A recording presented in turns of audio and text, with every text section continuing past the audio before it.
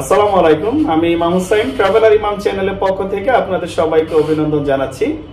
আজ আমার আলোচনার বিষয় তুরস্ক থেকে বলিভিয়া কিভাবে যেতে পারেন এই সংক্রান্ত কিছু তথ্য আপনাদের সামনে উপস্থাপন করব। যারা দেশ বিদেশে আমাকে দেখছেন আপনাদের সবার কাছে কৃতজ্ঞতা প্রকাশ করছি, আপনাদের ভালোবাসার কারণে এত দূর আসতে পেরেছি। তো সবার একটি জিজ্ঞাসা যে আমি এই ভিডিওতে আসি না। দেখুন, আমি আসলে সকাল 10টা থেকে 2টা পর্যন্ত অফিস করি, তো এর বাহিরে আমি আর থাকি না, কারণ জোহরের নামাজের পর আমি বাসায় চলে যাই বা বিভিন্ন কাজে যাই, হয়তো অনেক সময় বিভিন্ন এম্বাসিতে যেতে হয়। তো যে বিষয়গুলো আপনারা আমাকে আসলে সবসময় সচরাচর জিজ্ঞাসা করেন যে ভাইয়া আপনি থাকেন না কেন, দেখুন আমি থাকি না যখন আমি 2-4টি 10টি কাজ নেই, কাজগুলো সঠিকভাবে করতে হবে। একেবারে গণহারে কাজ নিয়ে সেটি আসলে আমার পক্ষে সম্ভব না, বা এতটা প্রেশার নেওয়া সম্ভব না।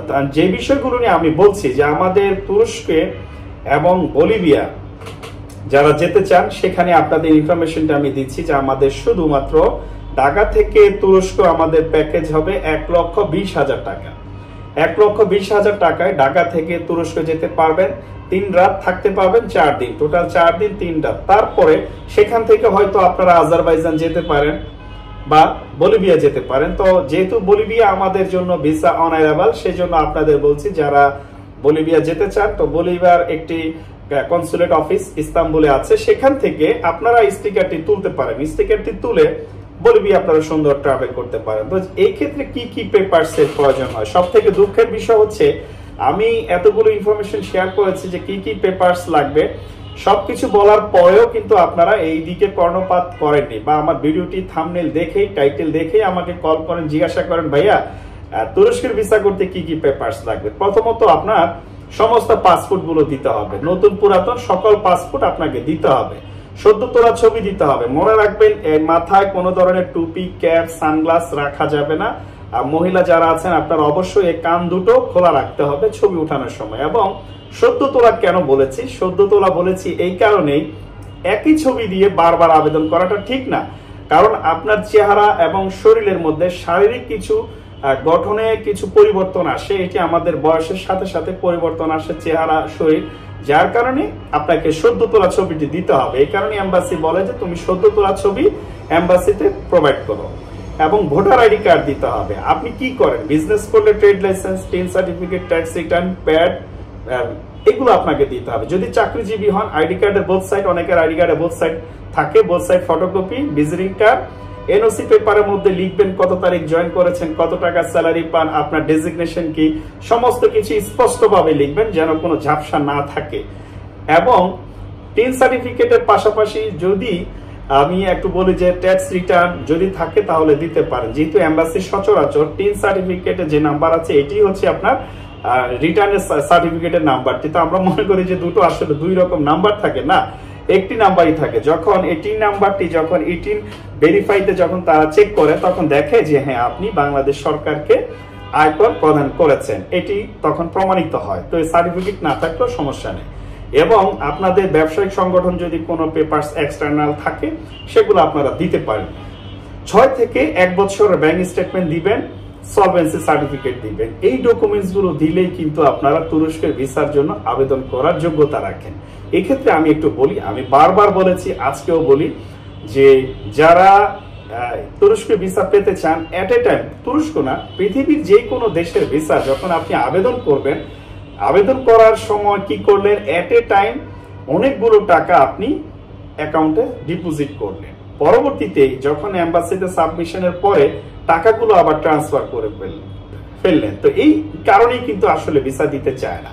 অবশ্যই আপনারা যারা চিন্তা চেতনা করছেন যে পৃথিবীর বিভিন্ন দেশ ট্রাভেল করবেন, ঘুরবেন, তাদের শিল্প, সংস্কৃতি, রাজনীতি, অর্থনীতি, অবকাঠামো উন্নয়ন থেকে শুরু করে সামগ্রিক দিক যা আছে সবকিছু আপনারা বিচরণ করবেন। সেজন্য বলি যে অবশ্যই ব্যাংকে লেনদেন গুলো করবেন। ধরুন আমি অনেকগুলো দেশ ভ্রমণ করেছি, আমি নগদ টাকার লেনদেন খুব কম করি, সেটি হোক কম। ধরুন আমি বাজারে গেলাম, মুদি দোকানে আমি কিন্তু টাকাগুলো তাকে বিকাশে দিয়ে দিচ্ছি। হ্যাঁ, হয়তো আমার একটু খরচ হচ্ছে, আমি ওনাকে বিকাশে পে করছি, আমি মুরগি কিনছি, গরু কিনছি, সেখানে কিন্তু আমি টাকাগুলো দিচ্ছি। কেন? সরাসরি এখন ব্যাংকের অ্যাপস থেকে আপনি যে কাউকে বিকাশ করতে পারেন বা ফান্ড ট্রান্সফার করতে পারেন, অনেক সুযোগ সুবিধা আছে।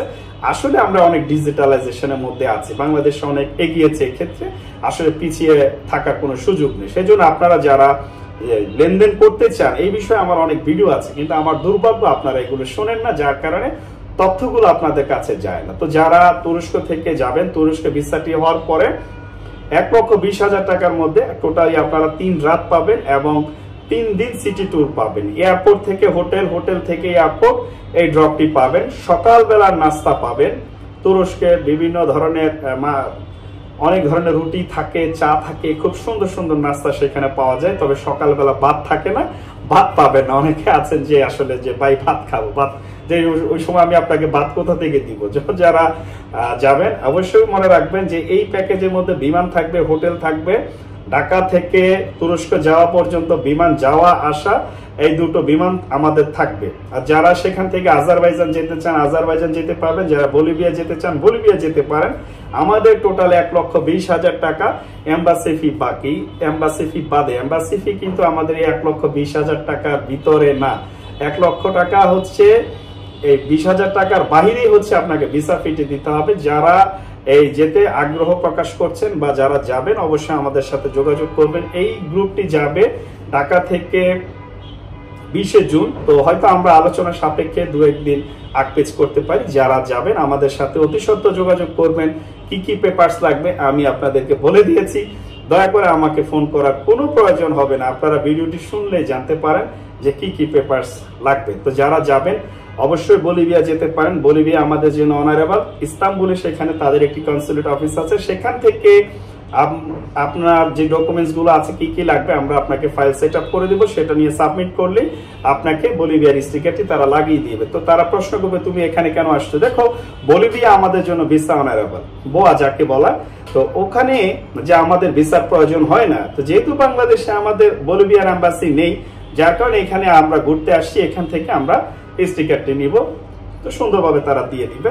যেমনটি আজারবাইজানে আমরা যখন জমা দিয়েছি, তারা বলেছে যে তোমরা এখানে কেন আসছো। তো বলেছি দেখো, আজারবাইজান অত্যন্ত চমৎকার একটি দেশ, সুন্দর দেশ। তো সেখানকার এম্বাসি আমাদের দেশে নেই, আমরা ভিসা নিতে হলে তো অন্য দেশে যেতে হবে। তো তখন তারা আমাদের 9 জনের ভিসা অ্যাপ্রুভ করেছে। তো বাকিরা আমরা যাইনি, কেউ দুবাই গিয়েছে, কেউ মিশর গিয়েছে, কেউ ঢাকায় ফেরত আসছে। এভাবে আপনারা যারা যেতে চান অবশ্যই আমাদের সাথে যোগাযোগ করবেন। সবাই ভালো থাকবেন। আরেকটি বিষয় বলে রাখি, আমাদেরকে 1,20,000 টাকার কোনো টাকা অগ্রিম দিতে হবে না। যখন আপনার ভিসা হবে তখনই আপনাকে এই টাকাটি দিতে হবে, তার আগে কোনো টাকা আমাদেরকে দিতে হবে না। সবাই যারা আমাকে দেখেন সবাই ভালো থাকবেন, সুস্থ থাকবেন। আল্লাহ হাফিজ।